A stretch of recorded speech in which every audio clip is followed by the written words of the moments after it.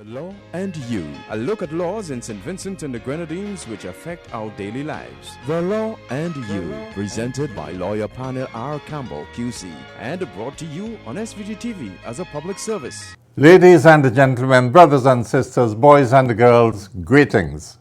Welcome to another presentation in this public service nation building series, The Law and You. This is program number 992. Coming to you on Monday, the 21st of December, 2020. On this program, I will finish up the topic, the decline of civil society. Therefore, this would be the decline of civil society, part 3. Before I get into the program, as usual, I would like to send my condolences to all families which have suffered recent bereavements. Secondly, I want to remind you that one of the best Christmas presents you can buy for somebody, particularly a younger person, is one of Dr. Cyrus's recent book, A Potpourri, available at bookshops in Kingstown, especially at Games Bookshop, and from Dr. Cyrus himself with the Botanical Gardens. A potpourri, and you know, these days the best present you can give to a person is reading material. And I urge you to go and give a gift of that beautifully written book by Dr. Cyrus, his 5th, and he says his last book. Season's greetings to you, Dr. Cyrus, Mr. Cyrus, and the family.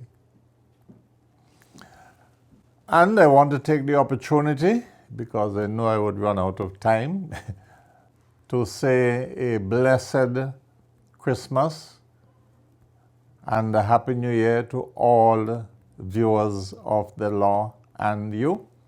Remember to take the advice which is given to us that we must not let our guards down, that we must still be watchful about the COVID and take heed of what is happening in the outer world. In England now, most countries have stopped taking flights from the United Kingdom because not only is the virus rampant there, but they have discovered a new strain, which is altogether apparently more dangerous than the existing one. All right? Okay, well, let us close off on this topic, civil society, and I will continue to read you from our revised report, which we had submitted to the members of Parliament, our final report, not the revised.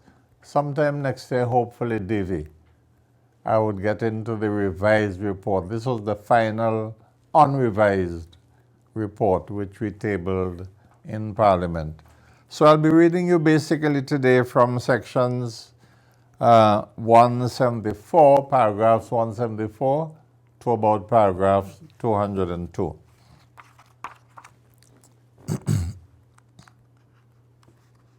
In fact, I'll begin at paragraph 172.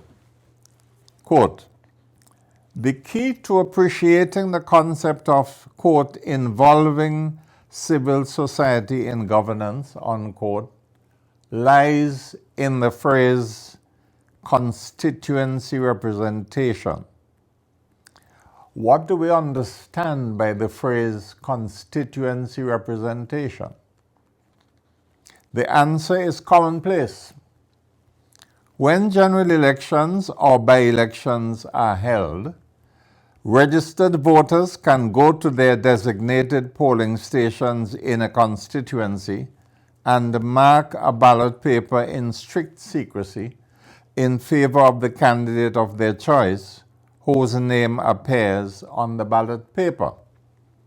That is to say, the voter votes for a candidate to represent him or her in a particular geographical area with defined boundaries known as a constituency.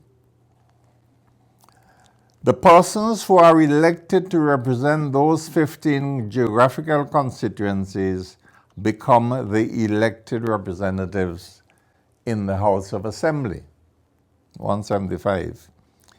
Each constituency is made up of several communities, be they villages, towns, districts, or other residential areas. Each elected representative represents a geographical area. Each representative goes to Parliament to represent the interests of all the people who live in or who are registered voters in a particular geographical constituency. Now, suppose we use the word constituency in another sense. Suppose we use the word constituency to mean not only a geographical area consisting of villages, towns, and districts, but also to mean a grouping of persons who share a common interest or who are members of a common category. In other words, suppose we use the word constituency to include interest groups, otherwise known as civil society organizations. Now, 15 civil society organizations are represented on the CRC. Those 15 civil society bodies are in fact 15 civil society constituencies. They are constituencies based not on geography, but on shared interests. The average geographical constituency consists of 6,400 registered voters, and we're talking about the year 2005. The two Grenadines constituencies have 3,853 Northern Grenadines and 2,509 Southern Grenadines registered voters as at September 2004. That means that some civil society organizations, such as the National Council of Women, the National Youth Council, the St. Vincent Grenadines Christian Council, the St. Vincent Grenadines Credit Union League, the combined trade unions, and the combined sporting and cultural organizations, in fact, represent more individuals than does the average elected member of Parliament. Practically all of the civil society constituencies listed in this report have been functioning for many years. Practically all of them are democratically run by executives which have been democratically elected and in many cases re-elected, and which are financially accountable to their membership. Excuse me.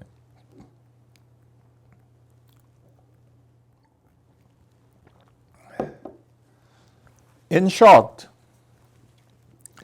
St. Vincent and the Grenadines has a rich and proud history of strong and vibrant civil society organizations which have been practicing democratic principles for many years. This is a national resource which should be tapped in a formal way.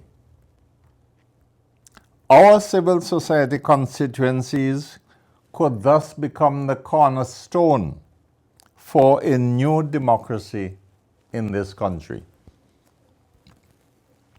The conditions are favorable for the development of a homegrown democracy in St. Vincent and the Grenadines if we are willing to think outside the box. paragraph 183. Our Constitution has set up a one-chamber parliament. The 15 elected representatives sit in the House of Assembly alongside the 6 senators. In constitutional theory, one of the main purposes of a House of Senate in countries where there are 2 houses of parliament and of senators in St. Vincent and Grenadines where there is only 1 house of parliament is to permit persons to become members of parliament by selection and not by election. The process of selecting senators is meant to permit prime ministers and leaders of the opposition to bring into parliament several persons who can make a meaningful contribution to the legislative process without having to go through the rigors of competitive elections. In some CARICOM states, the Constitution mandates the head of state to select a stated number of senators from civil society constituencies. In our Constitution, therefore, 6 of the 21 members of Parliament do not represent geographical constituencies. Whom do they represent then? Our Constitution does not answer that question.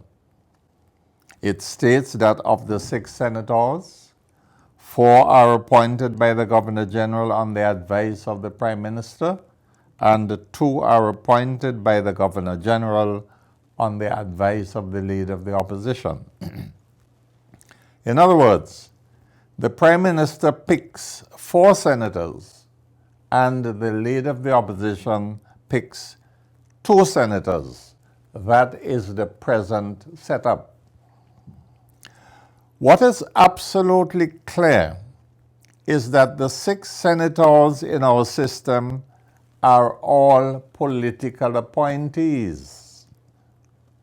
Once they are appointed by the political leaders, the senators sit with those who had them appointed.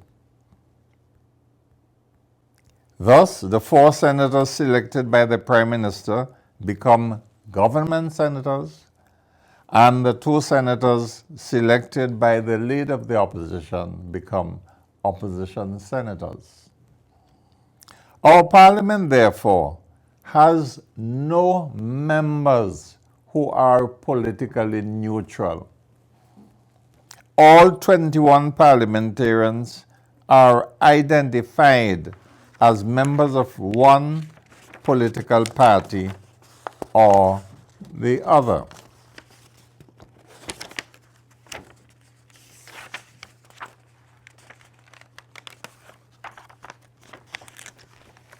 I will skip some paragraphs and go straight to paragraph 196. It is not a sufficient response to the need for a vibrant new democracy to say that the government should consult civil society from time to time.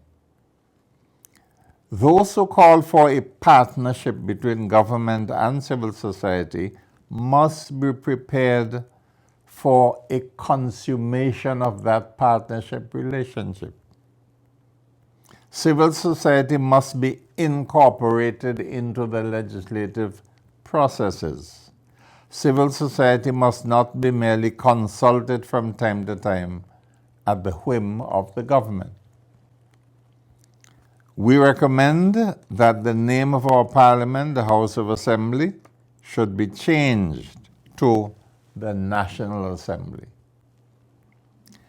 In our conception, a tripartite National Assembly composed of government members, minority members, and civil society representatives would provide a sounder basis for parliamentary decision-making. We do not ignore the limitations of human nature, but we do consider that the civil society representatives would strive to preserve their political neutrality and conscientiously serve the interests of the nation and of their respective civil society constituencies. It would be a desirable decision for the civil society representatives to adopt the policy that they would place the national interests ahead of the interests of their respective civil society constituencies. In other words, they should see themselves as persons elected by their respective constituencies to serve the nation as parliamentarians, albeit representing their civil society constituencies. No doubt some might be skeptical as to whether we can find persons of the appropriate caliber to preserve their independence and their political neutrality if elected to serve civil society constituencies in the National Assembly. Our answer is that if we cannot identify and produce patriotic men and women with the appropriate levels of ability and integrity, then the nation might as well resign itself to a continuation of the existing system with a few cosmetic changes here and there. On the other hand, any serious attempt at breaking out of the traditional constitutional mold we have inherited from the colonial past must involve the creation of new institutions and/or the fundamental reshaping of existing institutions. Paragraph 202. Hand in hand with the notion of bringing civil society into the National Assembly comes the further logical notion of permitting an appropriate number of the civil society representatives to be appointed to the cabinet. Excuse me again.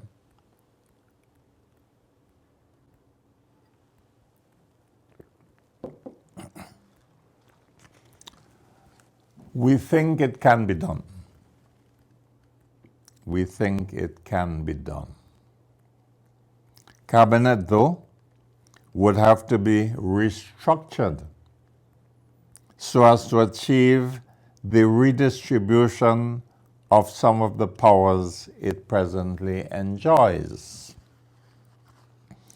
The issue of the redistribution of power and authority in the governance of the state is, in essence, what an exercise in constitutional review is all about.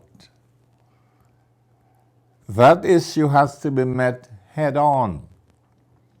One cannot complain that, for example, quote, a prime minister in our system is too powerful, unquote, as Prime Minister Dr. Gonsalves has argued so eloquently, without looking at the possible recipients of some of those powers.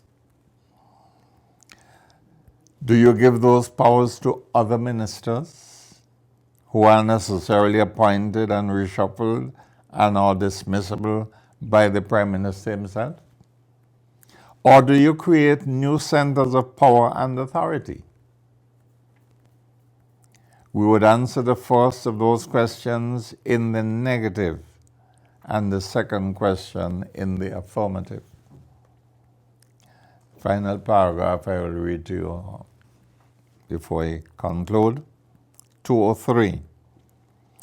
These proposals would result in the creation of a multiple democracy, in that Vincentians would be represented in Parliament by a combination of politicians and the civil society representatives speaking for their several interest groups.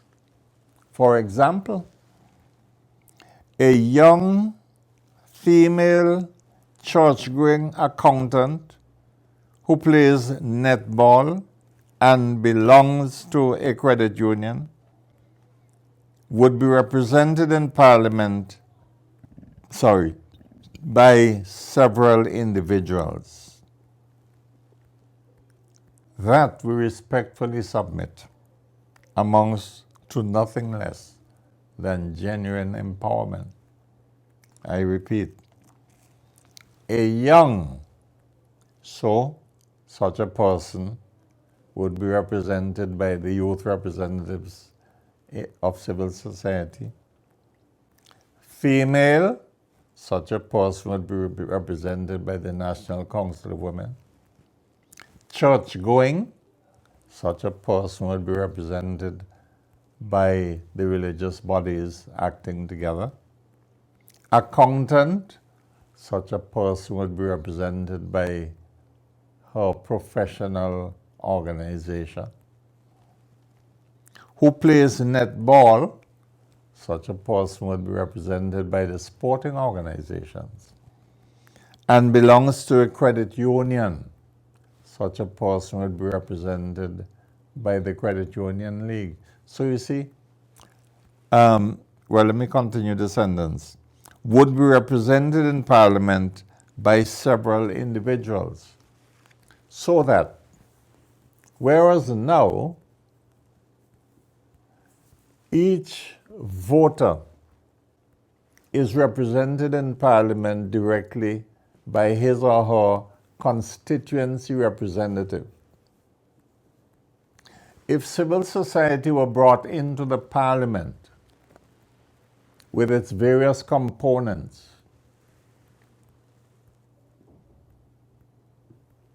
then a voter would be represented not only by his or her parliamentary representative for the constituency, for the geographical constituency, but that person would be represented by the civil society body with which that person is connected, as a sports person, a religious person, and so on. That is what we meant when we suggested to government and opposition that we needed a multiple democracy in Parliament and not just government and opposition. Now, I think you're beginning to see the essence of our thinking. When I say our, I mean the Constitutional Review Commission. On the point, we said, look, basically, the fundamental political problem of this country historically and currently is tribalism. You belong to one side or the other, or perhaps you are neutral. But if you are neutral, you are suspected by one side or the other of belonging to the other side. So that if you say you are neutral, the government supporters will regard you as an opposition supporter. Conversely, opposition supporters would regard you as a government supporter if you say you are neutral. And you hear the complaints about political favoritism from time to time. Therefore, we thought, if you really want to improve the system of governance, alongside the politicians, you have to bring into Parliament the representatives of civil society as a third force in the Parliament, so that those persons who represent civil society would not automatically support the government, nor would they automatically support the government. But they would look at each matter which comes before the Parliament and decide to support or not to support based on their conviction. as to whether that proposal before the Parliament is or is not in the national interest. Now, we were perhaps naive in thinking that the politician would grasp at this fundamental idea of enlarging the democracy by bringing civil society into Parliament. We thought the politicians would accept this with joy. The political representatives on the CRC were quite convinced that their respective parties would support that idea because it is logical. It appeared to me to us at the time, and necessary if you really want to bring about meaningful constitutional change.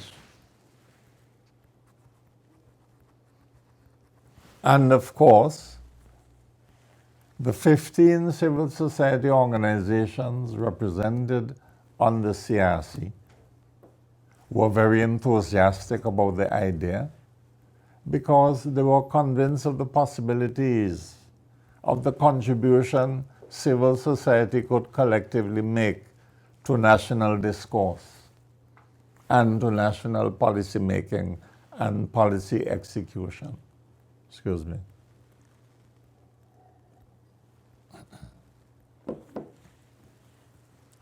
And believe you me, that was the topic on which we in the CRC spend the most of our time. And we got a lot of feedback on it. Wherever we went, Vincentians loved the idea of having in Parliament people who are not automatically politicians, but who represented interest groups.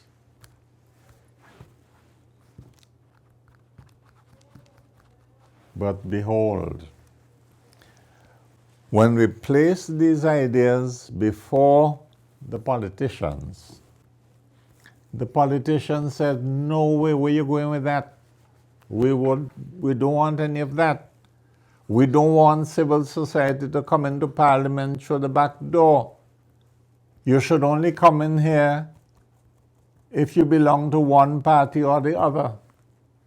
We don't want any neutral civil society members in our Parliament. And as I told you on the last program, in fact, I told you in the very first program as well, when the government and opposition shut down that central idea which we put forward, when the two parties knocked heads together and said, no way, the civil society members on the CRC became so discouraged and disappointed. We all were, but especially the civil society members. Imagine, for years, you are representing, say, the farmers, the trade unions, the churches, the youth, sporting organizations, cultural organizations, credit union movement, and you're working on this new constitution, and you dream of the time when your civil society body would have a seat in Parliament to help make a positive difference. And then you place the matter before the Parliament, and both government, not to say government shut it down and the opposition supported it, not to say the opposition shut it down and the government supported it. Both parties, the Prime Minister, Dr. Gonsalves, and the Honorable Adam Eustace for the opposition, both of them got up and said, no way, we don't want civil society in here, meaning in this Parliament. And when they said that, the civil society representatives said, oh, so they just want to use us to help to create a so-called new constitution. But they don't want the idea that any of us should be brought into Parliament as a representative of our interest group. And the civil society members became so demoralized that when ultimately the new constitution was drafted and put before the people in the referendum of November 2009, the civil society members say we're not going to campaign for any referendum because the politicians say they don't want us, they don't want our representative in Parliament. So where are we going?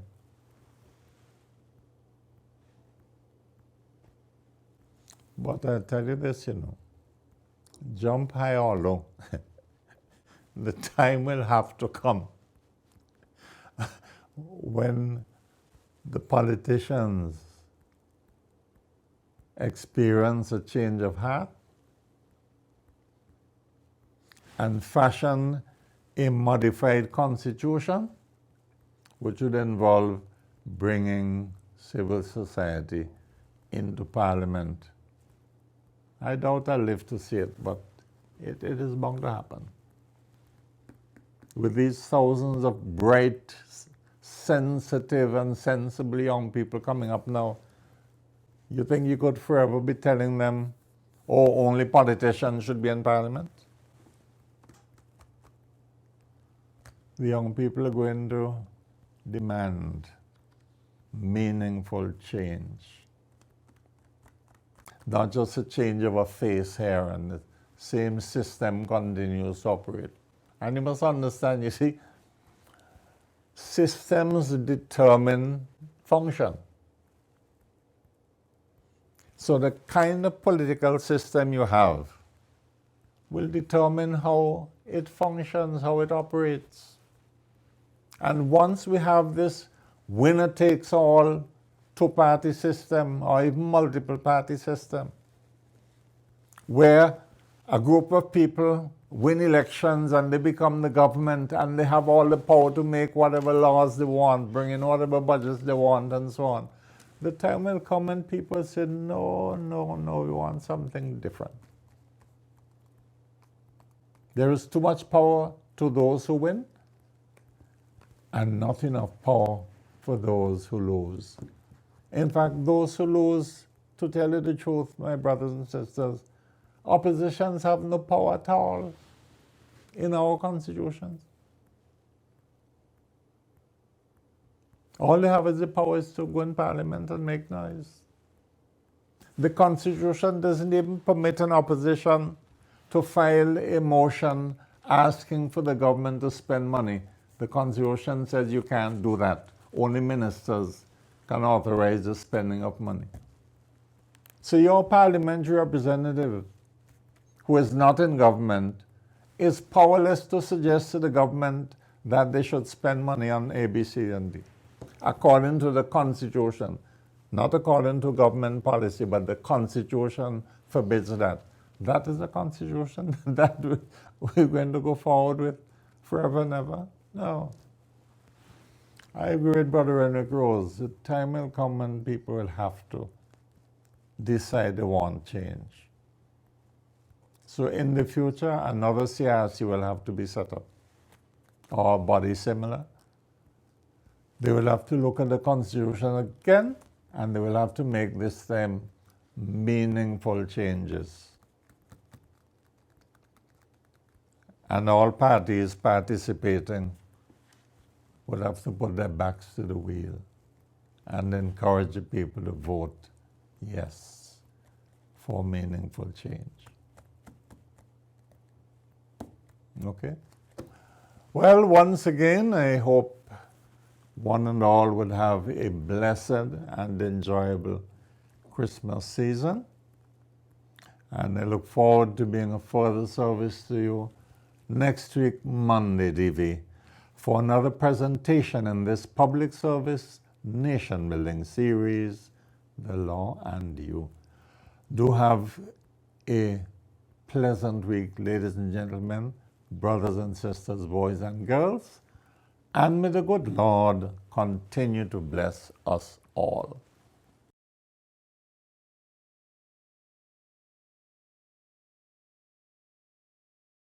The Law and You. A look at laws in St. Vincent and the Grenadines which affect our daily lives. The Law and You. Presented by lawyer panel P.R Campbell QC and brought to you on SVG-TV as a public service.